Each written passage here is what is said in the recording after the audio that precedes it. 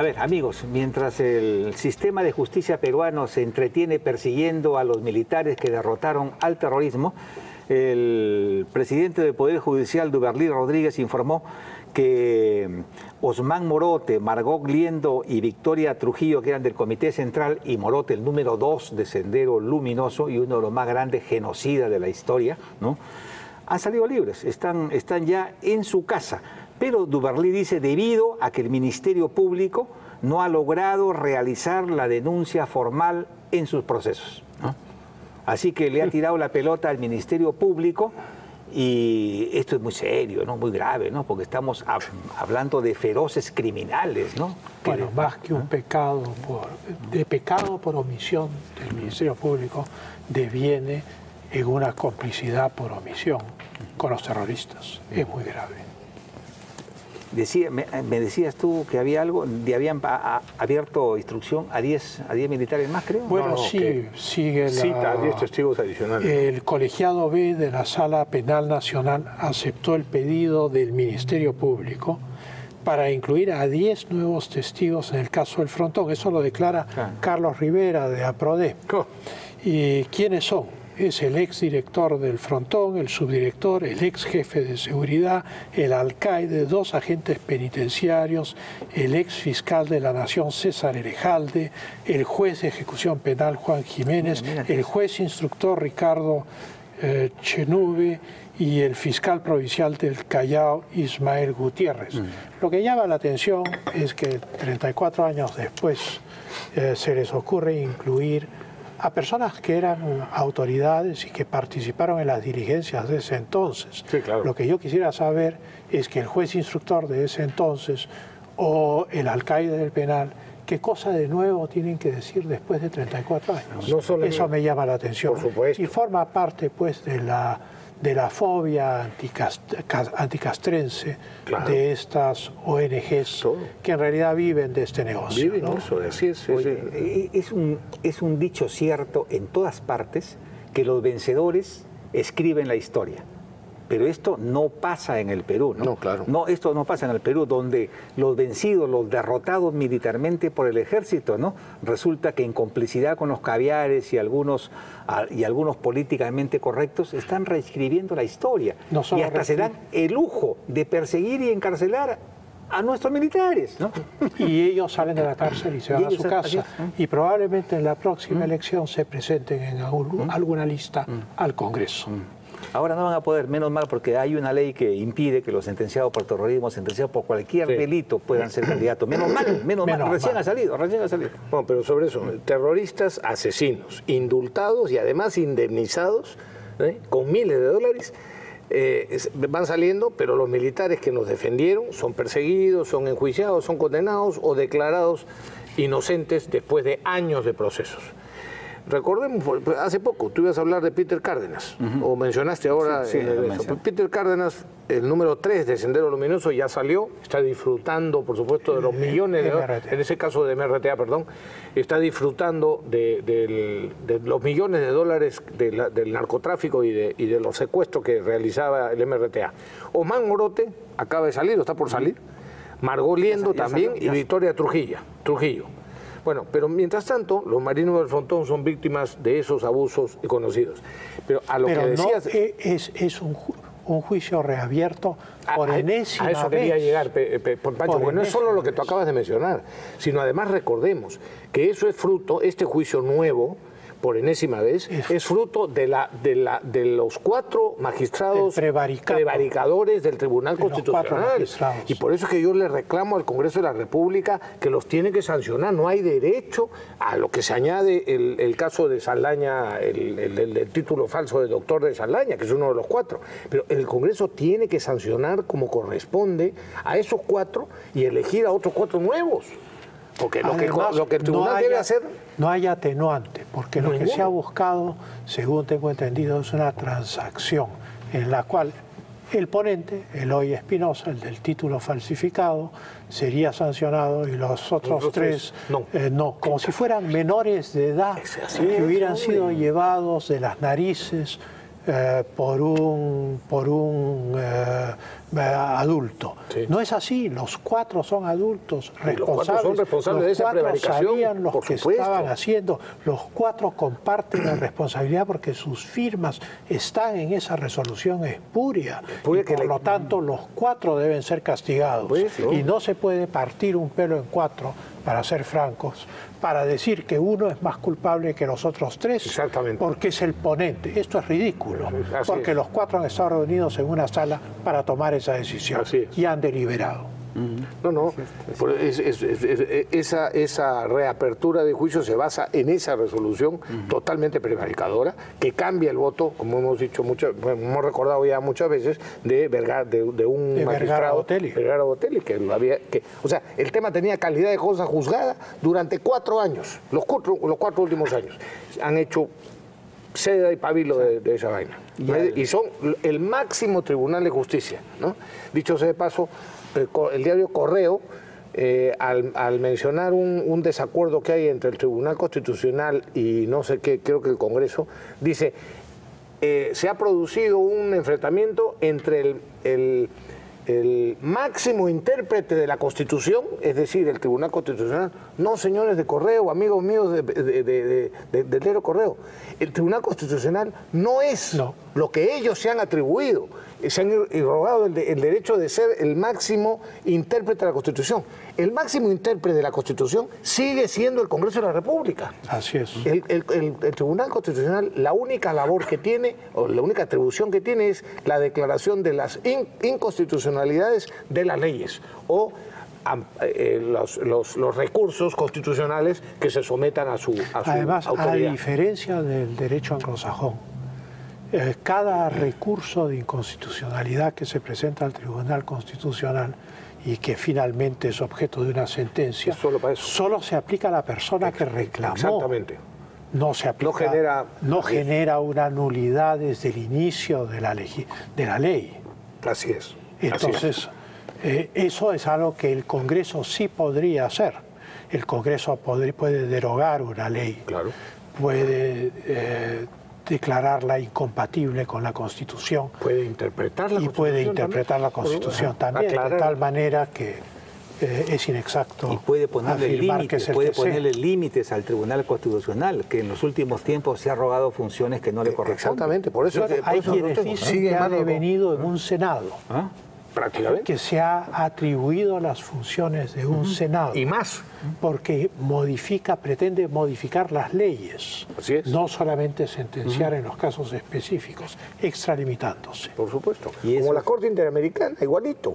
Más o menos en el mismo sentido. Han inventado una doctrina que les permite salirse de sus causas. Y eso es muy peligroso, porque en los viejos tiempos, cuando el señor Humala pensaba perennizarse en el poder como Maduro, por ejemplo, ¿no?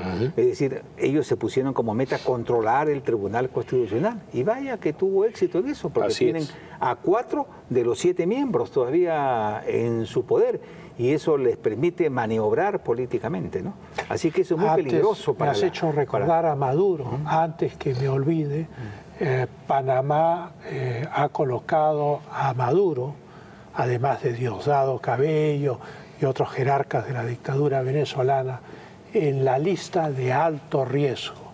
La lista de alto riesgo es una llamada de alerta al sistema financiero mundial contra aquellos que se dedican al lavado de activos.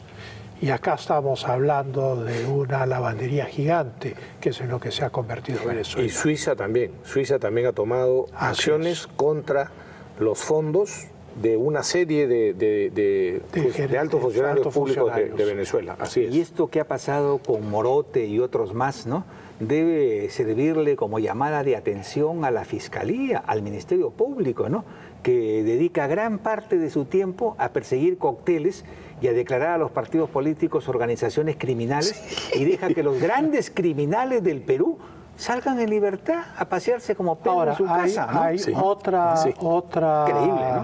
otra cosa que esto ilustra, y es que 25 años pasan muy rápido. Y que la pena diseñada inicialmente de cadena perpetua para estas personas era la correcta. Era la correcta. Porque el sufrimiento que han infligido al Perú en el pasado no tiene límite. Destruyeron infraestructura por el valor total de nuestra deuda externa de ese entonces, unos 25.000 millones de dólares. Mataron o provocaron o fueron detonadores para la muerte. 22.000 personas. Así es. Así es. Y entonces, estas personas, después de 25 años, salen a la calle a dirigir sus organizaciones. Sí, claro, sin lugar a dudas, ¿no? Sin lugar a dudas. Así es, ¿no? Es que solo estas cosas solo pasan en el Perú. Ninguna de esas personas ha expresado arrepentimiento por lo que ha hecho. Ninguna de esas personas ha pedido perdón a los deudos de los asesinados por Sendero Luminoso y el MRTA. Por supuesto. Simplemente han salido en silencio de las cárceles sin disculparse. Ellos, que sí está comprobado que fueron autores directos y materiales de esos asesinatos y de esos crímenes de lesa humanidad, no han pedido perdón y ningún caviar les ha exigido que pidan perdón. En cambio, a militares injustamente acusados o a Fujimori acusado por ser autor mediato, etcétera, ahí sí han estado pidiendo y siguen pidiendo que se disculpe con esto.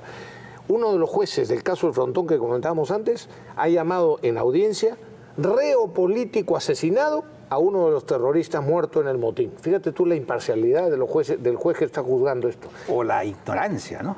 O la ignorancia, efectivamente. Dice que la ignorancia es atrevida. Sí, es posible.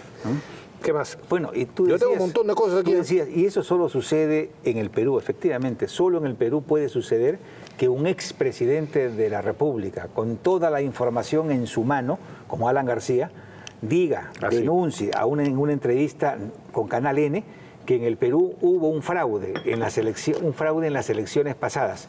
Y ese mismo medio en la noche corta la parte de la entrevista, que era lo más importante de la entrevista a Alan. Y al siguiente día, la cortaron. Y al siguiente día, ningún medio de comunicación se animó siquiera a sacar un cortito, nada, cero, lo silenciaron totalmente. No es el único caso esta semana, pero eso nos da una idea de cómo está la cancha de volteada, por los medios de comunicación, la cancha de la verdad, la cancha de la justicia, completamente volteada.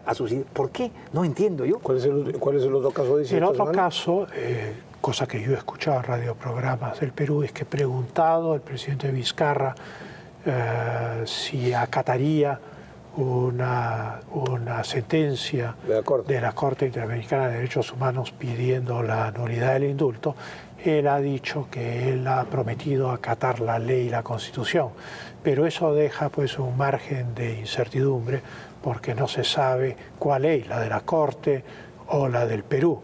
Pero bueno, ningún medio escrito ha reproducido sus declaraciones. Es muy importante que se clarifique este punto porque ha introducido un elemento, digamos, de confusión en quienes lo escucharon. Y en las cosas que ha jurado también está el defender la soberanía del Perú. Que es lo esencial. Y que en este caso, si le hacemos caso a la Corte, que no tiene la competencia, como tú lo bien has señalado, sería de alguna manera atentar contra la soberanía peruana.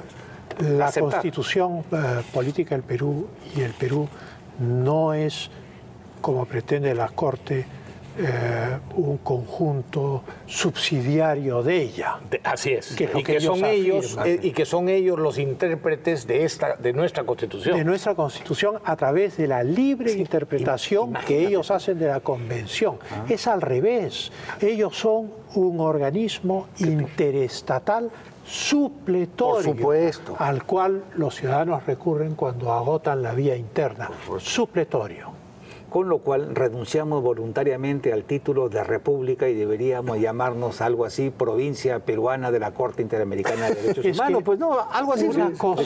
Una cosa es la globalización, que es muy antigua, viene desde que Magallanes dio la vuelta al mundo y de ahí ha ido creciendo. Y una cosa muy distinta es lo que se llama el internacionalismo o el mundialismo, que es el deseo de algunos de que los funcionarios de estos organismos internacionales gobiernen el mundo. funcionarios que nadie ha elegido. Así es. Y esta pretensión existe en Naciones Unidas, donde yo he sido embajadora, hay quienes piensan así. La Corte Interamericana de Derechos Humanos, o por lo menos su presidente, Ferrer MacGregor, lo ha dicho así, y por lo tanto acá estamos frente a un problema que es un problema jurídico y filosófico, que es el problema de la independencia y la soberanía. Creo que tienes que insistir, Pancho, en lo que recomendaste acá cuando hablamos de lo de que había dicho el presidente actual, lo que había escrito el actual presidente de la Corte Interamericana respecto de que el Perú debería convocar Yo sigo pensando que el Perú tiene que convocar una reunión de consulta de cancilleres en la medida en que eso se hace a través del Consejo Permanente, dispone la Carta de la OEA, que se hace cuando es un asunto urgente que concierne a toda la región.